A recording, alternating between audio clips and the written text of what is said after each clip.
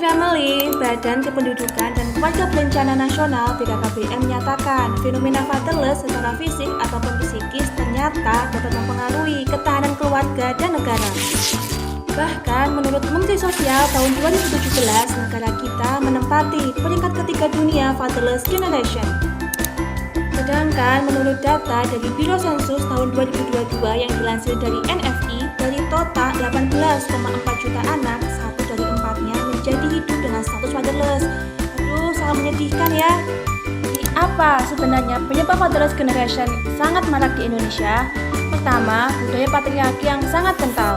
Tidak adanya figur atau role model ayah, penceraian, dan KDRT, pekerjaan ayah yang jauh dari rumah, serta ayah yang meninggal.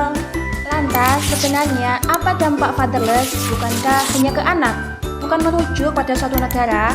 Nah, menurut Edward Crook, PhD dari Psychology Today, kondisi ini membuat anak memiliki masalah emosional dan mental. Dampak buruk ini akan berujung pada pengaruh negara. Anak-anak yang fatherless minim disiplin dan tanggung jawab, serta emosional yang sulit terkontrol, yang nantinya akan menyebabkan tingginya kasus kriminalitas, tindak kekerasan, pencurian, hingga penyalahgunaan narkoba, sehingga tingkat SDM suatu negara akan minim quality. Ayo calon ayah men-stop fatherless generation. Pertama, komunikasi. Ayah bisa mencoba membangun komunikasi yang hangat dan terbuka dengan anak dalam kegiatan sehari-hari sesering mungkin. Meski hanya sebentar, kuncinya adalah konsisten. Kedua, ayah harus berdamai dengan masa lalu, memutus rantai fatherless yang dialami pada masa lalu, sehingga tidak akan diteruskan kepada anaknya atau generasi setelahnya. Ketiga, ayah mencoba menjadi teman.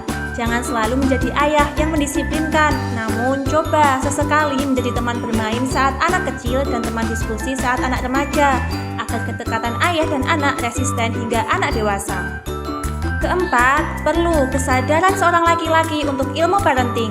Rata-rata anak yang fatherless adalah anak yang berasal dari ayah yang fatherless juga. Maka dari itu, seorang calon ayah harus belajar banyak ilmu terkait cara menjadi ayah yang baik.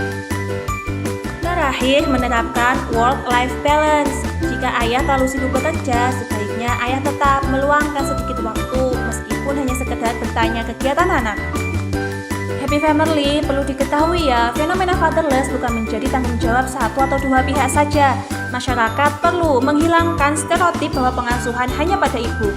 Tentu kita juga perlu mendorong semua elemen untuk mengatasi isu fatherless dengan cara penyuluhan tentang pola asuh anak yang baik, menyediakan aturan kerja yang ramah supaya work-life balance agar bisa dimanfaatkan ayah untuk bonding dengan anak.